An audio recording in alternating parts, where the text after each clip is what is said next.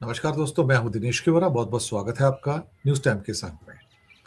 दोस्तों, बिल्कुल ताज़ा समाचार आ रहे हैं और ताज़ा समाचार ऐसे हैं कि ईरान का भयंकर रिटेलिएशन हुआ है। जी हाँ, ऐसा रिटेलिएशन जो आपने कभी पहले नहीं देखा होगा। 7 देशों के ऊपर अटैक किया है। 7 countries have been attacked by Iran. America shock में है, इजराइल शॉक में है, दुनिया शॉक में है कि हो क्या रहा है।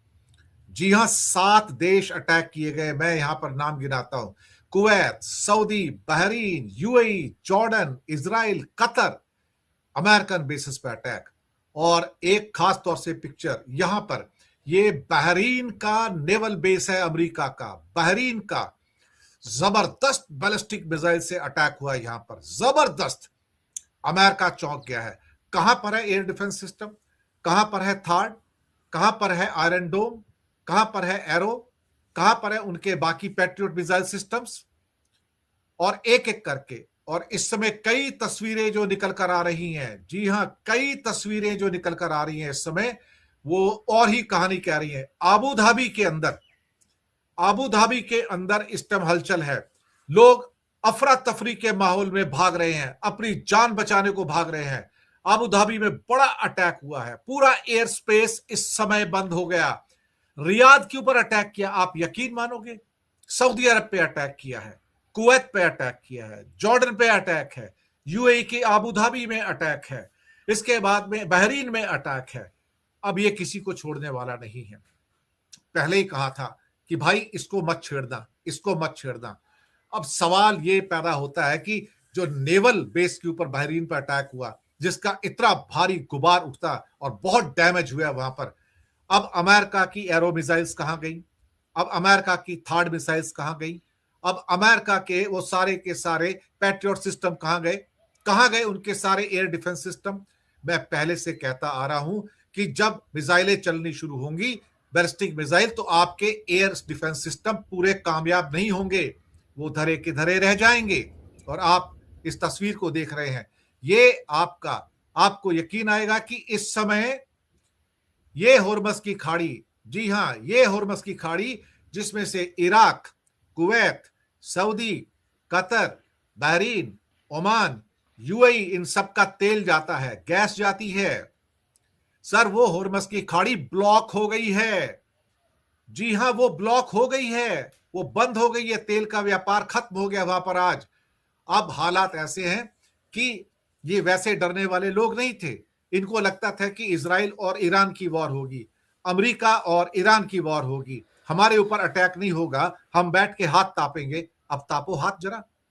इस समय जो खबरें निकल कर आ रही हैं वो डराने वाली हैं। पूरा का पूरा गल्फ अब जलने के, क्या कहते हैं ना, कि अंगार के ऊपर बैठा हुआ है। यहीं से वर्ल्ड वॉर शुरू होगी, यहीं से वर्ल्ड वॉर 3 शुरू होगी। अल्टीमेटली देखा जाए तो कहीं ना कहीं इस बात का एहसास अब सबको होना शुरू हो गया है कि क्या वास्तव में ही ये जंग पहले दिन इतना बड़ा उत्पात मचाएगी, इतना बड़ा उत्पात। साहब, दुबई पे हमला हुआ है, अभी अभी दुबई के ऊपर हमला हुआ है, आबू धाबी, दोहा कतर में, रियाद, ताबड़तोड़ मिसाइल के हमले। इनको चेतावनी दी है। जी हां, बहरीन, कुवैत, कतर, यूएई और बाकी देशों के जो मैंने नाम लिए, वहां पर पूरे के पूरे हमले हुए हैं। साथ में बहरीन के आइलैंड किंगडम में 5th फ्लीट हेडक्वार्टर नेवी को निशाना बनाया गया, और उसको ऐसा निशाना बनाया गया, अच्छी खासी वहां पर बर्बादी हुई है। अब बहरीन के मनामा शहर में धमाकों की आवाज सुनाई दे रही है। यूएई के अल धफरा एयरबेस पर एक किस्म से कहा जाए तो अफरा तफरी, अल धफरा है, अफरा तफरी का माहौल है।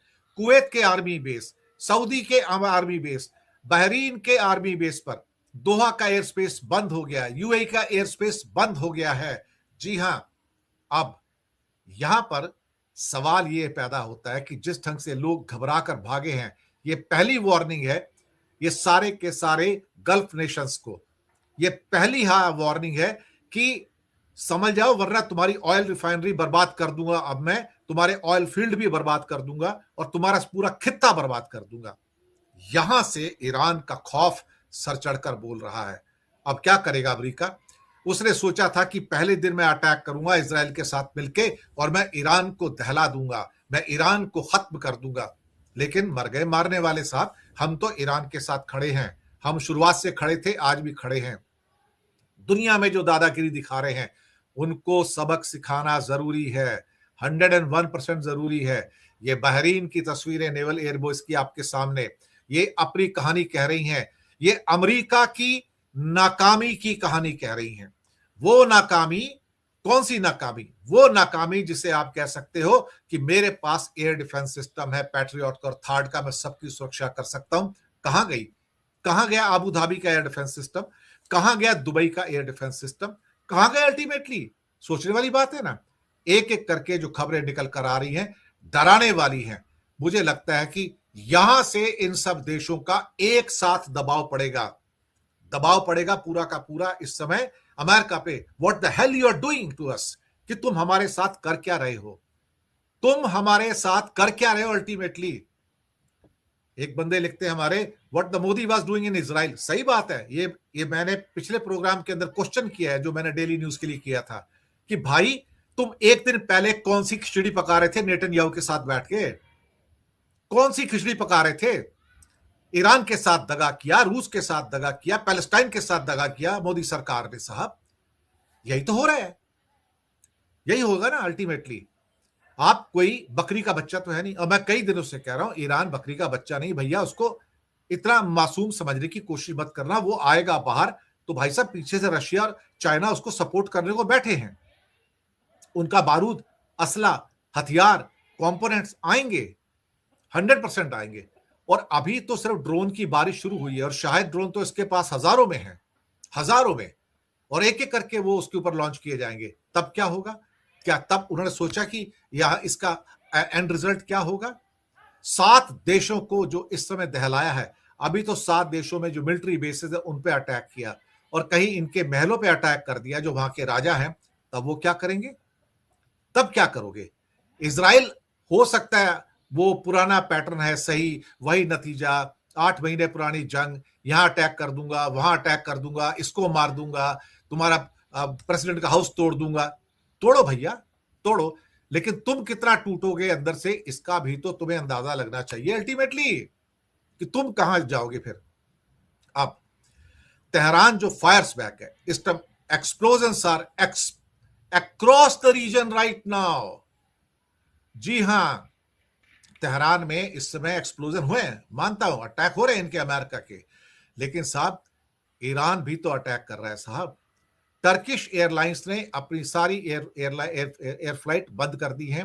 पूरा गल्फ का खित्ता बंद हो गया है, पूरा गल्फ का खित्ता बंद हो गया है, एयरलाइंस बंद हो गई हैं। British Airways, KLM, Dutch airlines और बाकी एयरलाइंस ने अपनी सारी फ्लाइटें बंद कर दी हैं। एयर इंडिया की फ्लाइट जो इजराइल जा रही थी बीच में से वापस आ गई है। जाइए तेल अवीव में साहब, जाइए हाथ मिला के आइए, दर्शकों को भी कहेंगे तुम भी जाओ हाथ मिला के आओ। लेकिन साहब जो हालात इस समय निकल कर आ रहे हैं वो बेहद खतरनाक हैं। पहले दिन ही हालात इतने खतरनाक हो सकते थे। इससे एक बात तो पता लग गई, एक बात ये पता लग गई है कि ईरान पूरी तरह से तैयार था। मान लिया उसके पास एयर डिफेंस सिस्टम नहीं था, मान लिया उसके पास बहुत मॉडर्न वेपनरी नहीं है, लेकिन उसके पास मिसाइल और ड्रोन तो हैं। अब इन मिसाइल्स और ड्रोन्स ने तहलका मचाना शुरू कर दिया है। अब मैं ये पूछना चाहता हूं अमेरिका से, इजराइल से, आपके आबू धाबी के अंदर आपका एयर डिफेंस सिस्टम कहां गया जहां ईरान ने हिट किया? जॉर्डन में आपका एयर डिफेंस सिस्टम कहां गया? रियाद में आपका एयर डिफेंस सिस्टम कहां गया? बहरीन का एयर डिफेंस सिस्टम कहां गया? अभी दोहा में अटैक हुआ है, वहां का डिफेंस सिस्टम कहां गया? सवाल तो बनेंगे ना, सवाल तो बनेंगे, अल्टीमेटली सवाल पूछे भी जाएंगे। और अब तेल की सप्लाई पूरी बंद हो गई। मैंने आपको हॉर्मस की खाड़ी बताया, यहां पे ये बंद हो गया इस समय। भाई साहब आप यकीन मानिए, जब आज रात को या कल सुबह आप देखेंगे तो पता लग रहा है ब्रेंट क्रूड के दाम $100 पे आएंगे, $100 पे। अब अमेरिका ने छेड़ तो दिया तराना और इजराइल के साथ मिलकर, लेकिन अब यह बनेगा लंबा फसाना साहब, अब यह बनेगा लंबा फसाना। आपका बचना अब थोड़ा मुश्किल होगा। आप इतनी जल्दी अब नहीं बच पाएंगे। ये तो आप